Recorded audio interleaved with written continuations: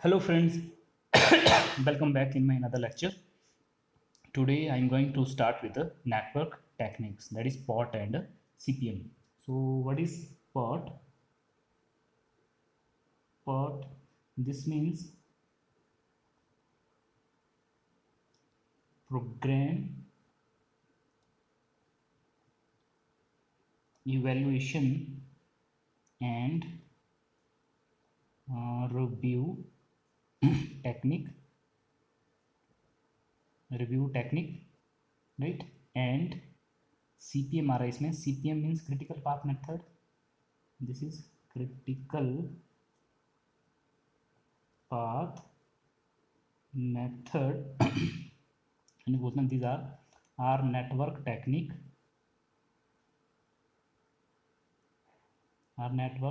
techniques used for planning. जब भी हम कोई प्लानिंग करते हैं, planning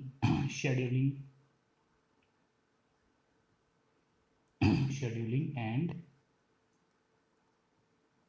executing large projects, right, which requires, project के लिए आपको क्या चाहिए होता है, which requires coordination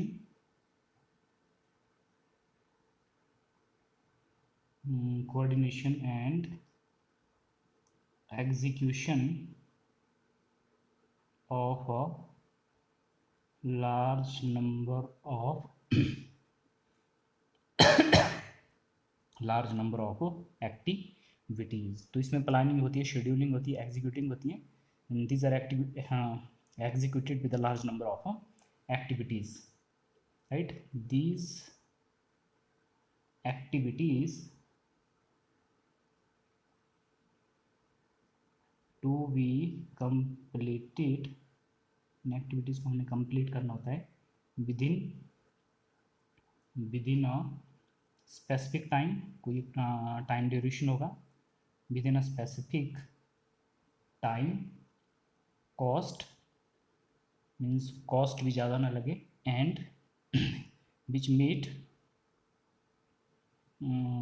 the performance standard, right, which meet the performance standards, right, that has been set by the management, which is going to execute or implement the project, right? So this is critical path method and this is program evaluation review techniques. What is difference between POT and CPM? You see, POT, this is probabilistic model and this is deterministic model. Deterministic model means output जो होगा, अगर इस technique को हम use करेंगे, output is fully determine by कुछ parameters होंगे, parameter values and initial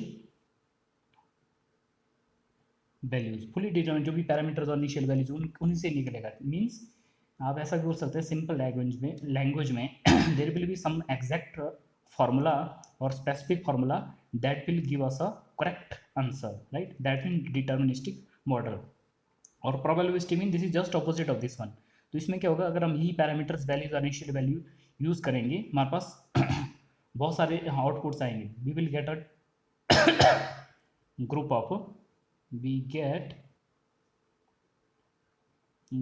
of different outputs, right? एक से ज़्यादा हमारे पास आउटपुट्स आएंगे, तो हमारे पास इसमें एग्जैक्ट नहीं आएगा. We will get group of different outputs, right? So इसमें इवेंट यूज़ होंगे, इस टेक्निक में इसमें एक्टिविटी यूज़ होता है, इसमें नेटवर्क ऐसे ऐसे वर्ड यूज़ होंगे, नेटवर्क, इवेंट, स्लैक. तो इसमें यूज़ होता है arrow diagram, nodes, float, right? And for the proper sequencing in this technique, for technique, इसमें डमी एक्टिविटी हम यूज़ करते हैं. So here dummy activity is not actually required, right? तो इसमें जो हमारे पास एरो डायग्राम होता है वो बिल्कुल सिंपल बनता है. CPM, it emphasize on critical activities and it does not demarcate between critical and non-critical activities. We will discuss these activities in detail in the upcoming lectures, right? And here we use these techniques. uh, Here the resources like man, material, money, these are always made available when we are using these techniques, ठीक है? And we can take any man, any materials and any money, तो इसमें कोई limit नहीं होगी आपके पास. Whereas in CPM technique, minimum cost emphasis is given on minimum overall cost, right? So it means in this case there is, you can say there is a better utilization of sources. जो हमारे पास resources होंगे उनका better utilisation होता है. इस case में जो resources हैं मैन, मटेरियल, मनी, इसमें इनका बेटर यूटिलाइजेशन होगा. तो इस केस में बेटर यूटिलाइजेशन ऑफ रिसोर्सेज होता है, right? So these are some differences between PERT and CPM. Applications ये कहाँ कहाँ यूज़ होती हैं, right?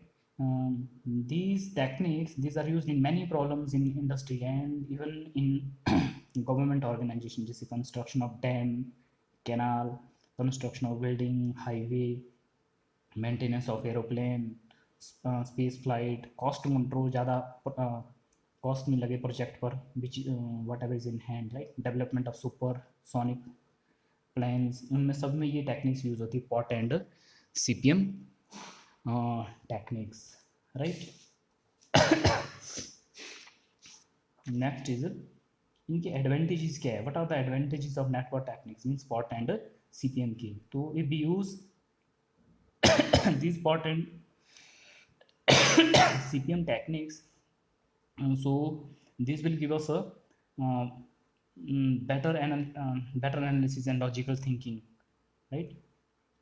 And second is we can easily identify the critical activities and management can focus on those critical activities, right?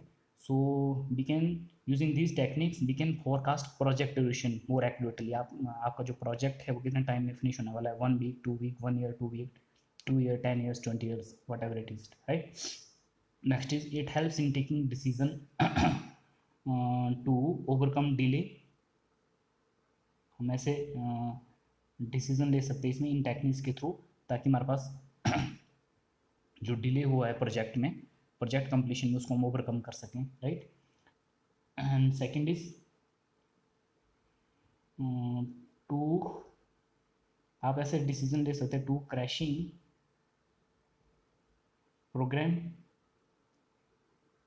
Programme crash ना हो पूरा, तो इसको ये भी डिसीजन आप इसके थ्रू ले सकते हैं, राइट? ऐसे डिसीजन ले सकते हैं in taking decision to optimize resources, means resources का बेटर यूटिलाइजेशन हो, तो ऐसे डिसीजन भी आपको इन्हीं टेक्निक्स के थ्रू हेल्प ले सकते हैं, राइट? नेक्स्ट इज, तो using these techniques we will get better coordination among the related field. So these are the some advantages of these techniques. And what are the limitations of these network techniques? And network technique, must remember, these are simple tools which help the management who are implementing or developing any new project, right? So we can, so the effectiveness of these techniques, it depends on how well the management can use them. That means, that is, its effectiveness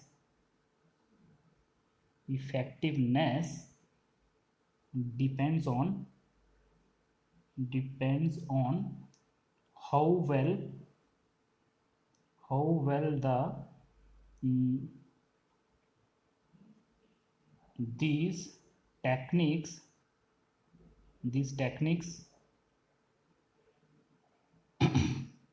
are used by the management. तो ये जितनी proper way में इनका use करेंगे उतनी ज़्यादा ये effective होगी मैनेजमेंट के लिए जो कोई प्रोजेक्ट बना रहे हैं, right?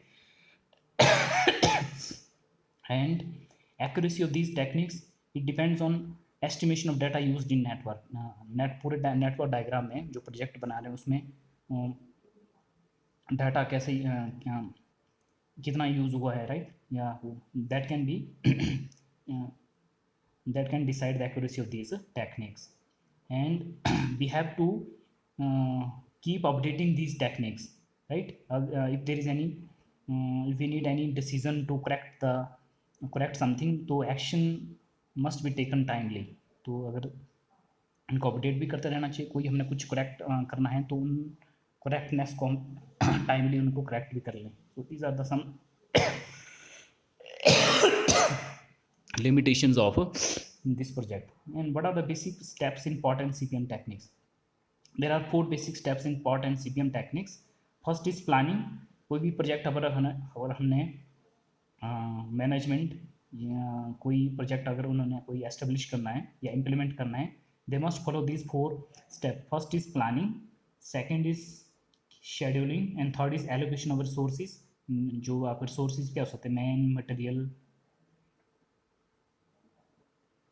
Man material and cost etcetera. इनका प्रॉपर कितने को मैन चाहिए, कितना मटेरियल चाहिए, कितना कॉस्ट, इनकी proper allocation. And then finally अगर पूरा सब कुछ होगा तो फाइनली कंट्रोलिंग भी हो. So these are the 4 steps, right. Network construction. अब नेटवर्क डायग्राम आप बनाएंगे कैसे? There are certain rules that we have to follow. तो फर्स्ट रूल क्या है आपके पास? इन नेटवर्क डायग्राम, जो भी नेटवर्क डायग्राम बनेगा उसमें एरो रिप्रेजेंट करता है एक्टिविटी एंड सर्कल रिप्रेजेंट करता है event. This is arrow, it means activity, and this is circle, it represent event. And head of the event means project is this is direction of progress of the project, means project is progressing in this direction, in the positive direction, right. Each activity should be represented by only one arrow. कोई activity होगी उसको हम केवल एक arrow से represent करेंगे. And it must start and end in a circle. Start और end in a circle means ऐसा होगा आपके पास. यू सी हमारे पास एक इवेंट ये है, एक इवेंट ये है. दिस इज इसको हम बोलेंगे एक्टिविटी आई जे. ये एक्टिविटी है, this is activity I J. This activity start from event and end at event. तो इसको बोलेंगे हम starting event. This is start event, starting event. And this is a completion event, completion event बोलते हैं, ठीक है. This is also called as head event. इसको हम हेड इवेंट भी बोलेंगे, head event. And this is, इसको हम टेल इवेंट भी बोल सकते हैं, tail event. This is tail event for this activity and this is head event for this activity, right. This is tail of activity, इसको बोलते हैं tail of activity. This is head of activity. So this activity must start at circle means event और finish भी कहाँ हो रही है, event पर. तो this is starting event and this is completion event of this activity. This is rule number 2. Rule number 3, event number 1 denote start of the project. इसको बोलते हैं, अगर हम किसी को इवेंट को हमने नंबर 1 दिया है, जैसे आई दिया है, तो उसको बोलेंगे स्टार्ट 1 से स्टार्ट करेंगे मोस्ट प्रोबेबली, जिसको बोलेंगे हम initial event, right. all the activities emerging from event 1, जो भी एक्टिविटी इवेंट 1 से निकलेगी should not be preceded by any other activity. Means अगर यहाँ इवेंट आई, इनिशियल इवेंट है, तो इससे पहले कोई और इवेंट एक्टिविटी नहीं होनी चाहिए, right.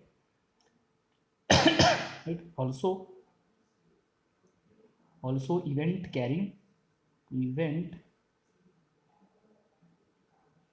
carrying the highest number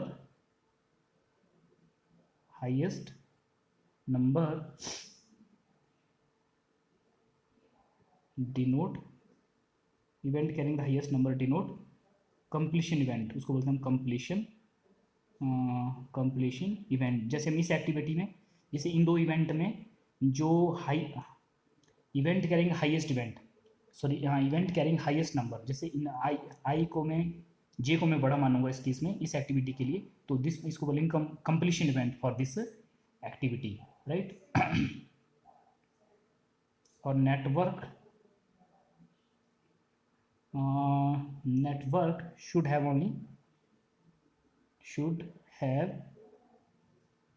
only one initial event. कोई भी नेटवर्क डायग्राम होगा तो उसमें एक ही इनिशियल इवेंट होना चाहिए एंड एक ही कंप्लीशन इवेंट होना चाहिए एंड वन टर्मिनल इवेंट जहाँ पर वो फिनिश हो रही है हाँ नेटवर्क, ठीक है, टर्मिनल इवेंट। कोई भी नेटवर्क डायग्राम बनेगा must remember it must have only one initial event and one terminal event. कोई भी नेटवर्क बड़ा से बड़ा क्यों ना हो या छोटा से छोटा क्यों ना हो, right. Rule number 4 the general rule for numbering the event is that अगर मतलब बहुत सारे इवेंट है किसी नेटवर्क डायग्राम में तो उनकी हम नंबरिंग कैसे करेंगे, कौन लोअर होगा कौन हाई होगा। Head event should always be numbered larger. Head event जो होगा उसको हमेशा लार्जर करते हैं। जैसे इन दोनों में हेड, इस एक्टिविटी के लिए ये हेड इवेंट है ये टेल इवेंट है तो J is greater than I in this case, right. So that means this rule number 4 event. तो इसका मतलब ये भी है विच इसका मतलब दैट इज, इसका हम ये भी बोल सकते हैं नंबर 1, तो ऐसा भी बोल सकते हैं that is event should be numbered. कोई भी इवेंट होगा that should be numbered such that for each activity, अगर मान लो एक्टिविटी हमारे पास आई जे हैं इन दिस ऑर्डर पर I J, I must be less than J, means head event को हम लार्जर नंबरिंग करेंगे। तो in this activity I J you can see here J is greater than I, अब उससे I is less than J. This is rule number 4। जितने ज़्यादा हमारे पास event हो गए या इवेंट्स होंगे उनकी नंबरिंग हम कैसे करेंगे, जो ज़्यादा टर्मिनल के क्लोज होगा, राइट, तो उसको हम लार्ज मानेंगे, उसकी नंबरिंग हम लार्ज मानेंगे, जो इनिशियल होगा उसकी नंबरिंग हम स्मॉल मानेंगे, right. This is rule number 4, right। now come to rule number 5। rule number 5 क्या है, activity must be uniquely identified by it's starting and completion event. जैसे अभी आपने देखा होगा, जैसे ये है आई ए जे है, ये आई है, ये एक्टिविटी है, तो this activity is uniquely identified by these two event. ये स्टार्ट इवेंट है इसका, ये इनिशियल इवेंट है, तो हम ये भी बोल सकते हैं दिस एम्प्लाइज दैट इज, हम बोल सकते हैं जैसे नंबर 1 में बोल लूँ event number should not be duplicated. किसी को अगर हमने नंबरिंग दे दी है तो उसको हम फिर से रिपीट ना करें, आई को हम फिर से रिपीट नहीं करेंगे, जे फिर से कहीं नेक्स्ट नहीं आएगा, मीन्स इवेंट नंबरिंग हमने डुप्लीकेट नहीं करनी है। नंबर 2 एक्टिविटीज़, अगर 2 एक्टिविटीज़ होंगी, 2 activities should not be identified by same completion event।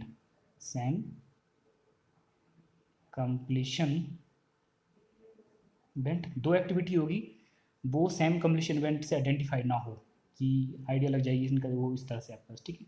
And third is, this are the rule you have to remember as it is. Third is activities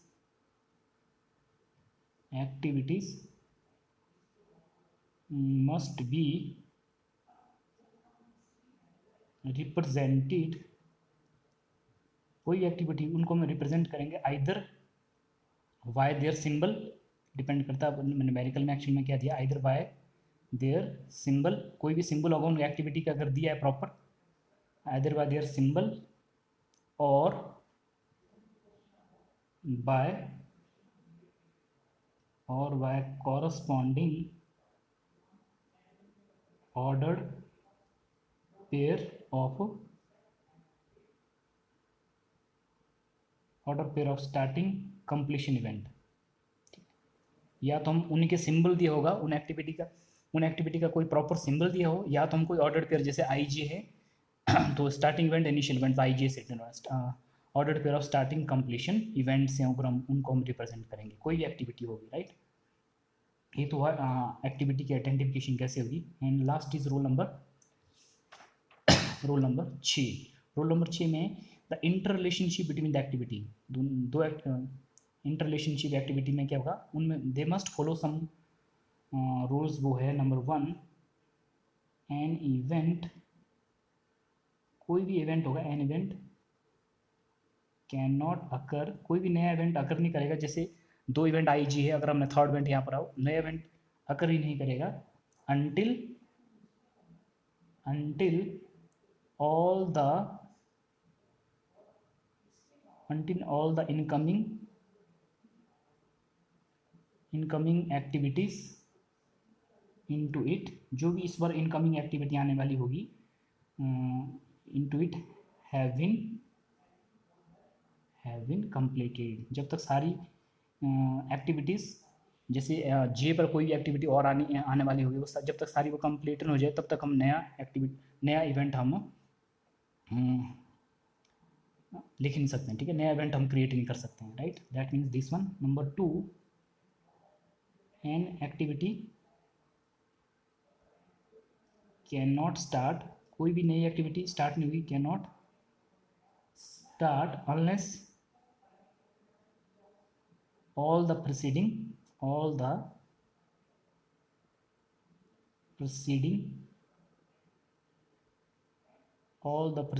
activities on which it depends has been completed means कोई भी नई activity हम तब तक start नहीं करेंगे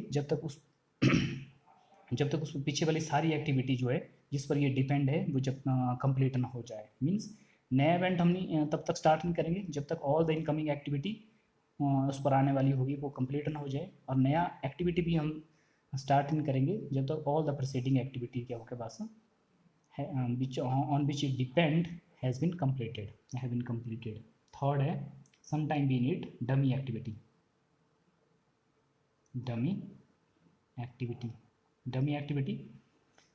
This is introduced sometime, right? How this is introduced we will see in note. So note is dummy activity होती क्या है? Dummy activity means an activity, एक ऐसी activity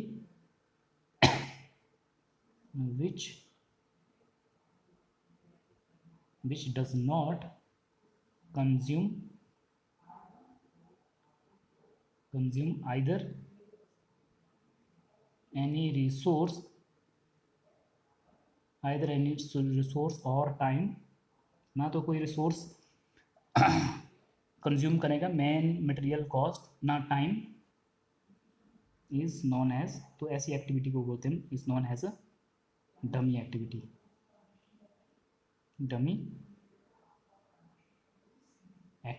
right.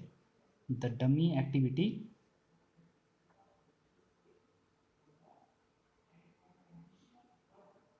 in the network diagram, the network is needed only when, हमको dummy activity चाहिए कब होगी, इसमें 2 केस आ सकते हैं। नीडेड ओनली व्हेन के से ऐसा भी हो सकता है आपके पास 2 और मोर पैरेलल एक्टिविटीज़, जब हमारे पास दो या दो से ज़्यादा पैरेलल एक्टिविटीज़ हो इन अ प्रोजेक्ट, कोई भी जो प्रोजेक्ट डायग्राम है, in a project have same head and tail events, 2 या 2 से पैरेलल एक्टिविटी होगी, उनका सेम हेड और टेल इवेंट होगा, राइट। फॉर एग्जांपल जिसमें एक एग्जांपल दे रहा हूँ यहाँ पर, these are some इवेंट, कुछ मैंने इवेंट्स लिए यहाँ पर, इनको मैं these are the activity in this way,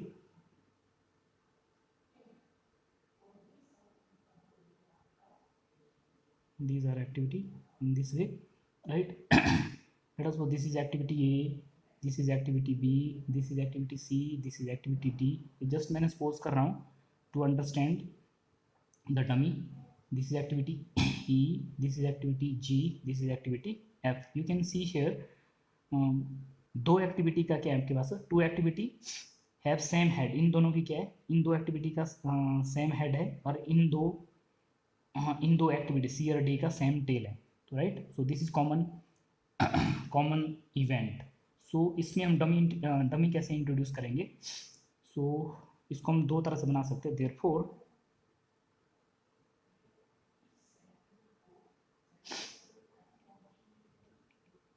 इसमें क्या करूँगा मैं,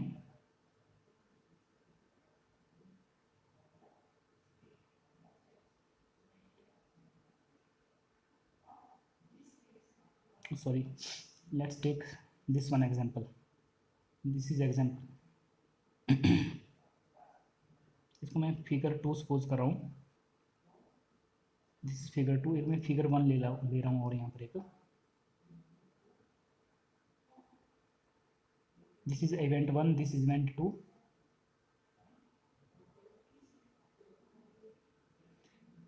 ये हमारे पास क्या है, activity A B C, right. In this way this is D, this is figure 1 figure, this is example that I want to demonstrate actually, ठीक है। इसको भी हम यूज करेंगे। दिस इज अनदर वन, इसको देख लेते पहले।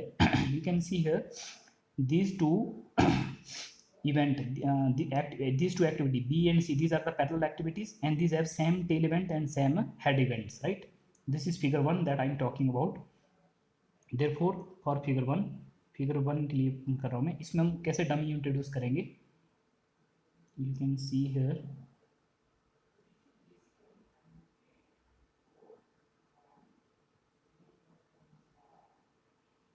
This is activity A, this is activity B, this is activity D, this is activity C. तो यहाँ पर मैं डमी इंट्रोड्यूस कर सकता हूँ इस तरह से। This is dummy is activity is written by, this is written by dotted line, ठीक है। या तो हम ये बन सकता है इस फिगर का, तो यहाँ पर मैंने डमी इंट्रोड्यूस किया, या तो एक और ये भी तरीका है इसका।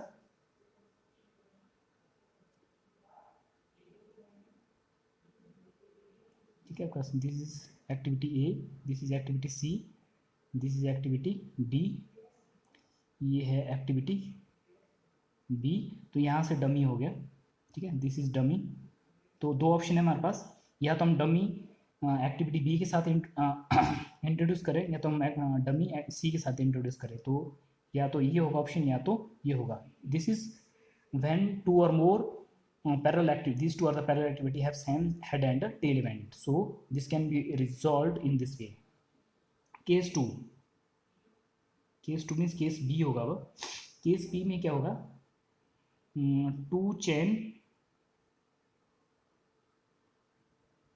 two chains of activities have common event. अगर दो चेन ऑफ एक्टिविटी हैं और उनमें कॉमन इवेंट है, राइट। फॉर एग्जाम्पल फिगर 2 जो मैंने अभी ऊपर ड्रॉ किया है, फिगर 2 में हम देख सकते हैं। फॉर एग्जाम्पल फिगर 2 में there are two chains of activity, one chain is A C E G and another chain is B D F, right. And these two chains have one common event, this one, right. So इसमें हम dummy कैसे introduce करेंगे, ये दूसरा case था। तो हम इसमें डमी इस तरह से यूज कर सकते हैं, 1 2 1 2 3 4 4, right, in this way 5, this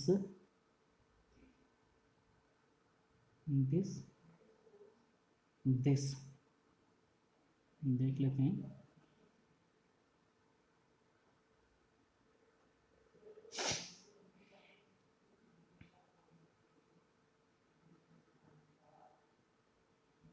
ये कौन सी एक्टिविटी थी हमारे पास, this is activity A, this is C, this is E, this is G, ये है B, this is activity D and this is activity F. कुछ नहीं है यहाँ पर, मैंने यहाँ से मैं क्या करूँगा, डमी इंट्रोड्यूस करूँगा, दिस इज डमी, ठीक है। सो दो ऑप्शन है हमारे पास, या तो क्या होगा, to chains of activity have common event, तो उस केस में हम डमी इस तरह से इंट्रोड्यूस करेंगे। दूसरा केस क्या है, व्हेन वी हैव टू और मोर पैरेलल एक्टिविटी, दो या दो से ज़्यादा पैरेलल एक्टिविटी होगी जिनमें सेम हेड इवेंट होगा और सेम टेल इवेंट होगा, उस केस में हमारे पास दो ऑप्शन है, या तो हम बी के साथ डमी इंट्रोड्यूस करें या तो सी के साथ डमी इंट्रोड्यूस करें, right. So these are the two possibilities when we can use dummy activity in any network diagram, right. So फिर इसमें क्या आ रहा है, फिर डमी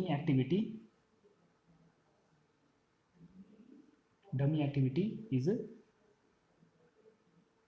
डिपिक्टेड बाय, इसको हमेशा डॉटेड लाइन से आप देख सकते हैं, dotted line in the network diagram,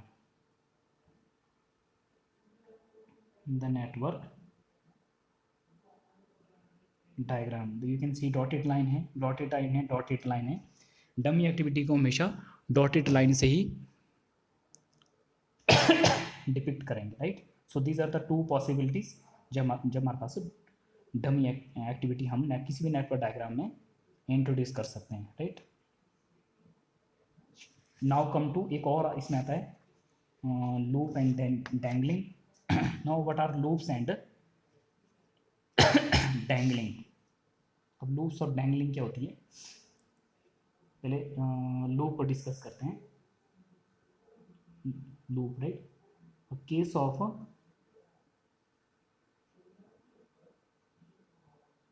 endless loop, अगर हमारे पास मान लो एंडलेस ना कभी खत्म होने वाली लूप्स बने इन अ नेटवर्क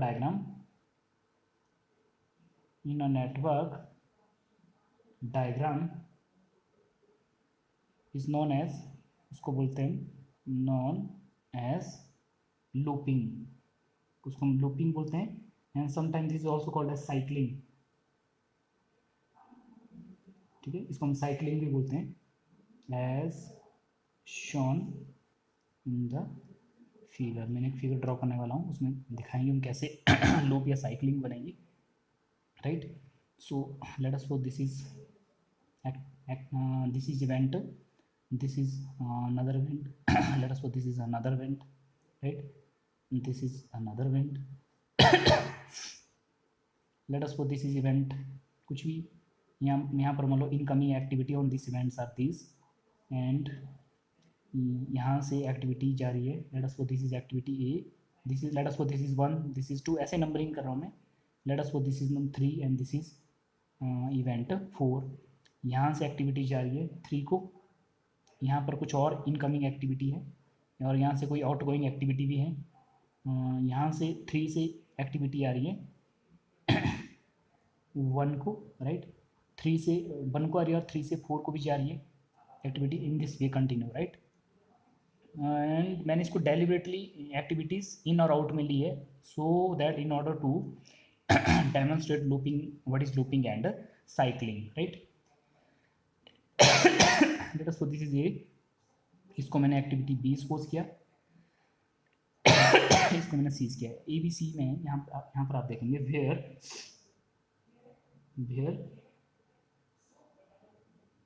एक्टिविटीज, जो एक्टिविटी ए बी सी आप देख सकते हैं, activities A B and C form और साइकिल और लूप, ये साइकिल और लूप बना रहा है। Why this is called cycle, यहाँ देख सकते हैं due to precedence relationships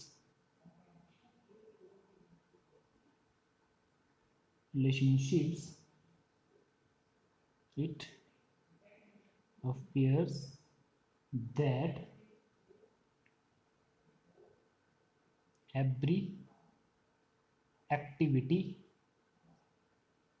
in a cycle is a predecessor of itself। आप देख सकते हैं यहाँ पर ये साइकिल है हमारे पास ABC, इसमें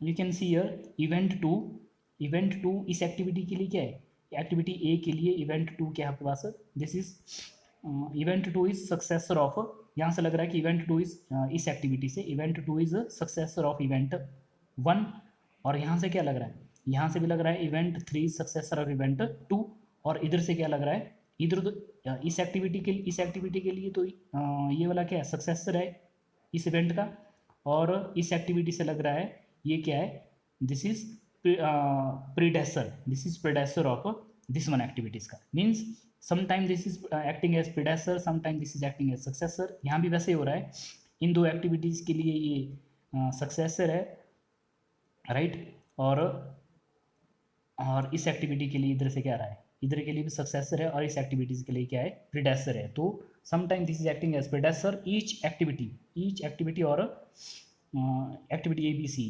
right, these are sometime acting as predecessor, sometime acting as successor, पीछे वाली एक्टिविटी और आगे वाली एक्टिविटी। सो इस केस में एक्चुअली में नंबरिंग करना डिफिकल्ट है, though I have written 1 2 3, so this is not fixed that this will every time 1, this will every time 2, this every time, तो कोई भी हो सकते हैं 1 2 3 साइकिल में, right. So it's very very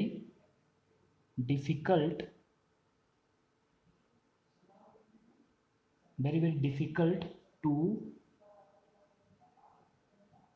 number the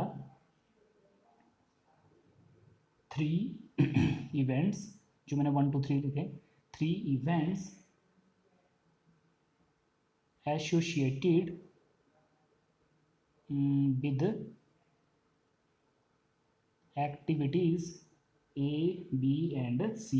तो इनकी हम नंबरिंग एक्चुअल में कर ही नहीं सकते हैं, बिकॉज ये 1 भी हो सकता है, 2 भी हो सकता है, 3 भी हो सकता है, if this is cycle of 3 event, right, cycle of 3 event और 3 activities.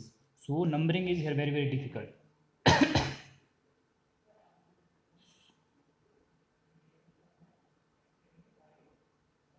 difficult so as to satisfy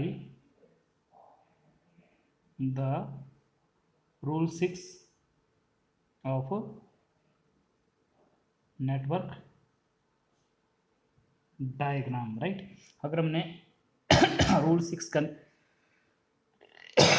network diagram का रूल 6 अगर हमने सेटिस्फाई करना है, तो it is very very difficult in this cycle. Reason being ये है कि द सेम इवेंट्स और same activities, these are sometime acting as predecessor, sometime acting as a successor of itself, right। तो दूसरा आपके पास आ रहा है, तो दिस मीन्स लो। दूसरा इसमें एक और आ रहा है, dangling. So what is dangling? To disconnect an activity. अगर किसी एक्टिविटी को, अगर हमने नेटवर्क डायग्राम में किसी एक्टिविटी को डिस्कनेक्ट करना है बिफोर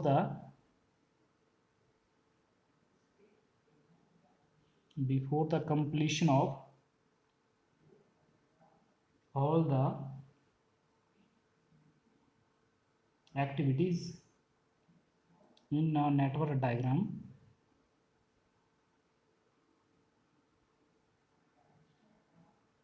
is called as, उसको बोलते हैं dangling. So what is dangling? अगर किसी भी नेटवर्क डायग्राम में हमने किसी एक्टिविटी को डिस्कनेक्ट करना है before the completion of all the activity, सारी एक्टिविटी फिनिश नहीं हुई है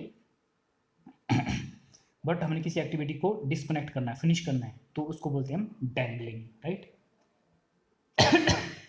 मैं एक डायग्राम बना रहा हूँ यहाँ पर। Late us suppose this is event 1 event, this is another event, this is another event, this is another one, this is another one, right. एक मैंने यहाँ पर इवेंट सपोज किया, late us suppose one event is here, right, and let us suppose one event is here. तो यहाँ पर कोई incoming activity है इस इवेंट पर, this is another activity, this is another activity, in this way, right. यहाँ से एक एक्टिविटी है इस इवेंट के लिए, यहाँ से एक्टिविटी है इस इवेंट के लिए, यहाँ से एक्टिविटी है इस इवेंट के लिए, और यहाँ से ये। तो यहाँ से क्या लग रहा है, दिस इज पीछे से चलिए कोई एक्टिविटी चलिए, लेट अस सपोज इसकी नंबरिंग कर रहा हूँ, late us suppose this is 4 5 6 and this is 7, this is 8, ऐसे मैं जस्ट नंबरिंग कर रहा हूँ, right. Let us suppose this is 9, this is 10, this is 11, the highest numbering पीछे से भी चली है, कुछ 1 से स्टार्ट हुई थी एक्चुअल में in fact, right. Actually I want to just discuss dangling. So you see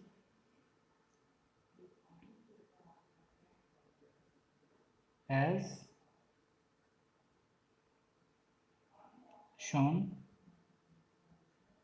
in the figure above,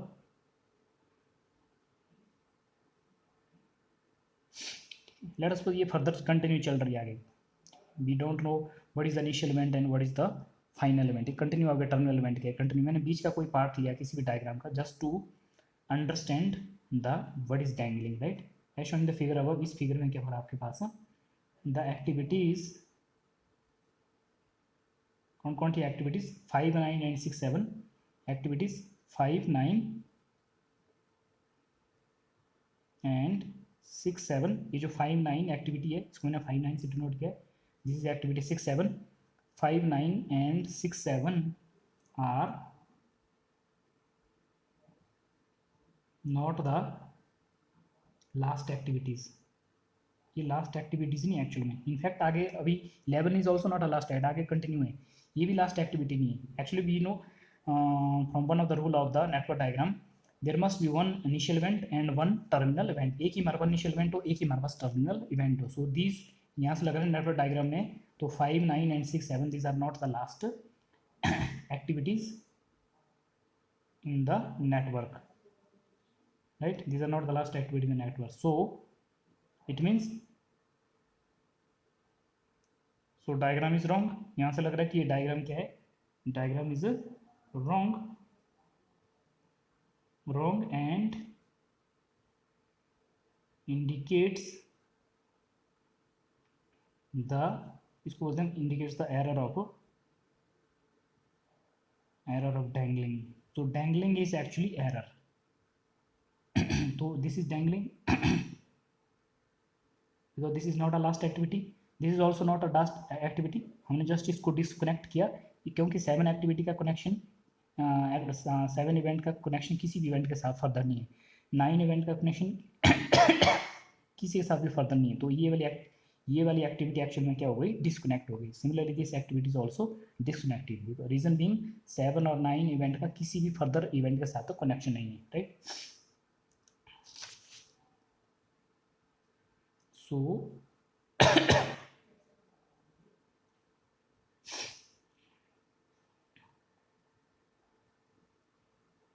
therefore dangling may be avoided. तो डैंगलिंग को हमको अवॉइड ही करना चाहिए, राइट. अवॉइडेड बाय, अगर हम प्रॉपर फॉलो करेंगे, बाय फॉलोइंग रूल 5. अगर हम रूल 5 को प्रॉपरली फॉलो करेंगे मीन्स एक्टिविटी और इवेंट का प्रॉपर आइडेंटिफिकेशन हो, वो था rule 5. Bye following rule 5 of network diagram, right. 10. तो लूप में भी आपके पास ऐसे हो रहा है, आप में लूप में भी क्या हो रहा है, तो डैंगलिंग ये लास्ट एक्टिविटी, तो ये आपके पास क्या है, अगर हम रूल 5 को प्रॉपरली फॉलो करेंगे तो डैंगलिंग से हम बच सकते हैं. सिमिलरली लूप से भी हम बच सकते हैं अगर हम रूल 6 को प्रॉपरली फॉलो करेंगे, राइट. सो बिकॉज लूप में भी, किसी भी लूप या साइकिल में क्या हो रहा है, it is very difficult to number the events associated with the activities involved in the cycle. Similarly, it is very difficult here also to say that because 7 activities 5, 9 and 6, 7 are these are disconnected activities because the event 9 and 7 have further these are not further connected to any other events, right. So these must be avoided. इसको avoid कर सकते हैं loop को bye following rule 6 और इस dangling को avoid कर सकते हैं by following rule 5. thus looping, जिसको हम साइक्लिंग भी बोलते हैं, right. thus looping and dangling, thus looping and dangling are, इनको हम कंसीडर करते हैं, आर कंसीडर्ड एज एरर, इनको हम एरर भी बोलते हैं, आर कंसिडर एज एरर्स, या फॉल्ट भी बोलते हैं, आर कंसिडर एरर और fault in a network diagram. Hence, these must be avoided by following by following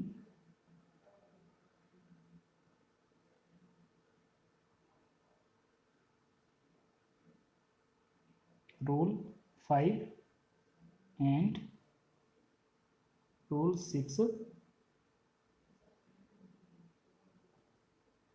properly, right? So must remember, loop and dangling, these are considered as error when you are making any network or drawing any network diagram. इनको हमने avoid ही करना है ये, ताकि हमारे पास ऐसी option ही नहीं है, ऐसी सिचुएशन नहीं है जिसमें हमारे को डैंगलिंग आ जाए हमारे पास या लूप क्रिएट हो जाए, right?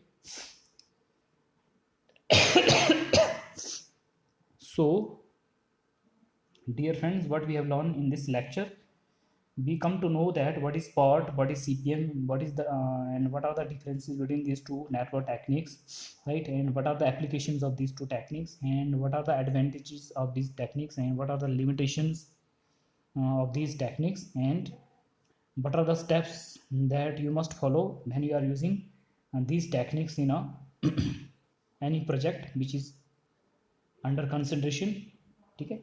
And then we have discussed the rules of network diagrams, right? There are 6 rules, must remember these rules properly. Then we come to know that what is dummy activity. Dummy activity को हमने कैसे introduce करना है, 2 cases मैंने बताया था आपके पास, जब हमारे पास 2 पैरेलल एक्टिविटीज़ आ जाए जिनका सेम हेड इवेंट और टेल इवेंट हो, या दूसरी डमी एक्टिविटी का बात आ जाती है जब 2 चेन ऑफ एक्टिविटी का एक कॉमन इवेंट हो, वहाँ भी डमी एक्टिविटी आ जाती है। डमी इज़ नॉट एरर, तो डमी को हम इंट्रोड्यूस कर सकते हैं, राइट?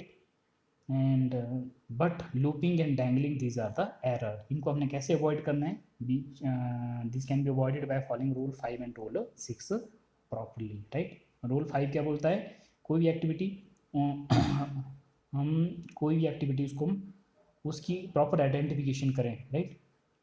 रूल 6 क्या बोलता है कि कोई भी नई एक्टिविटी हम इंट्रोड्यूस या स्टार्ट नहीं कर सकते unless all the incoming activity on that is are completed, या कोई भी नई इवेंट हम स्टार्ट नहीं कर सकते हैं unless all the previous events are being completed, right? So that's all about